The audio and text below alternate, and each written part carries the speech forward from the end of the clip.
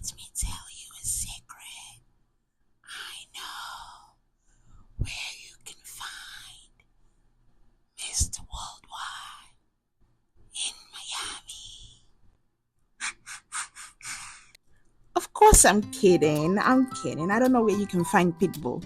But one thing you can do when you go to Miami is go to the Little Havana neighborhood and visit one of the cigar factories there and just take a tour and learn about how to make cigars. And I promise you, you will have a time.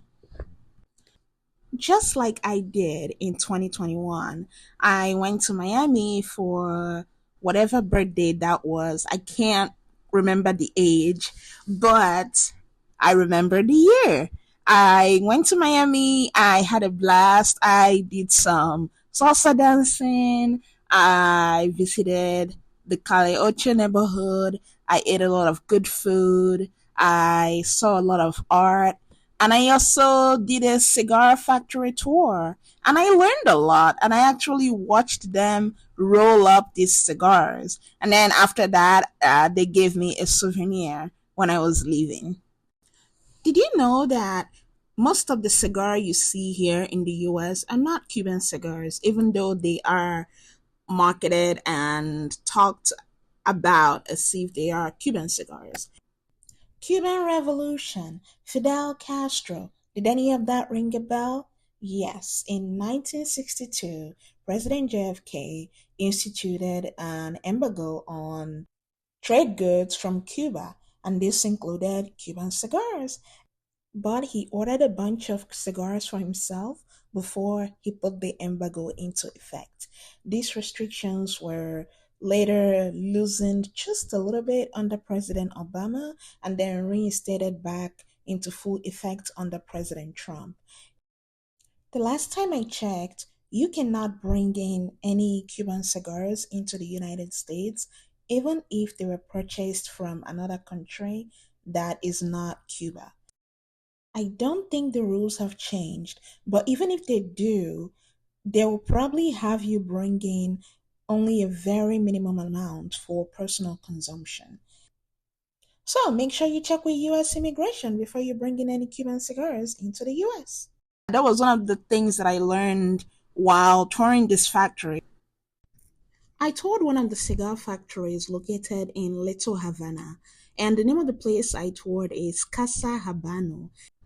When I came in, the man in charge, I believe his name is Rene, had me watch a short video of how the tobacco leaves are harvested and fermented and dried and how they are picked for making cigars and actually the kind of quality control they do to make sure that these leaves are of quality for the cigars. Hand, he's got one on the middle, that's all he's using. And for this particular recipe, we're only using half of the top. He's not using a whole one. He's got that half there from before. Now, he needs more, you see? He goes back to seco. Remember I told you, shouldn't use these anymore than they need here. Because those, you only need that one that I assigned. If you need more for volume, to get the thickness, you go back to that one. And you notice here, look, he got rid of not going to use the vein. He's using the meat part of the leaf. That's where the flavors are at. Now see, he's touching up and down.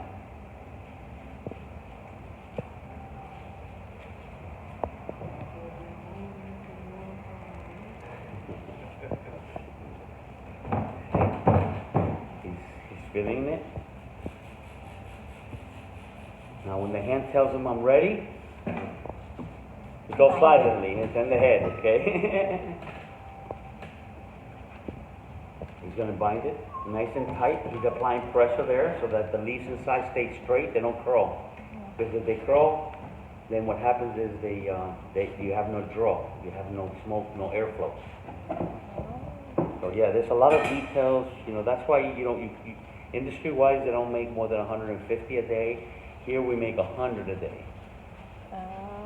And anybody that does 200-300, then it's just a lot just too much.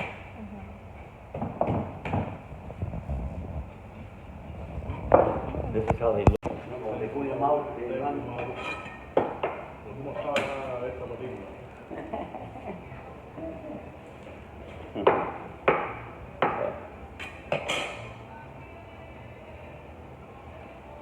So the other people that work here, do they smoke too, or Well, can you? they're the only two right now. We're just getting back into business. We started the manufacturing before COVID. We didn't really have a big, we have a secondary business that we buy from this company, and we also do with the tourists. Right now, the two of them, they do smoke, yes, look. You see, he's been smoking, he smokes. Can you work here without smoking? Yeah, you can work here without smoking. You don't have to smoke.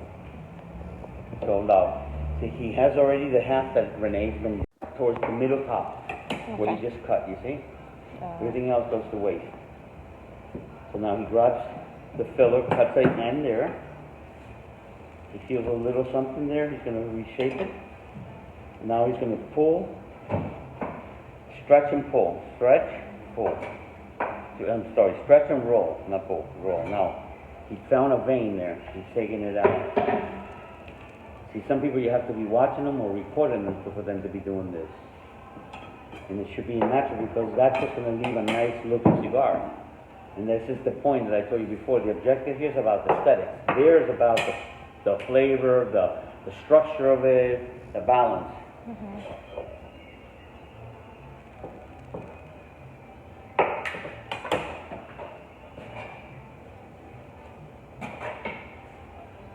Yeah. So you have to.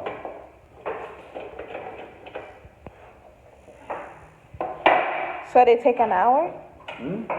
Look, this is how they come out. Oh. Let me show you both. Mauro, préstame la camisa esa que acabas de bajar.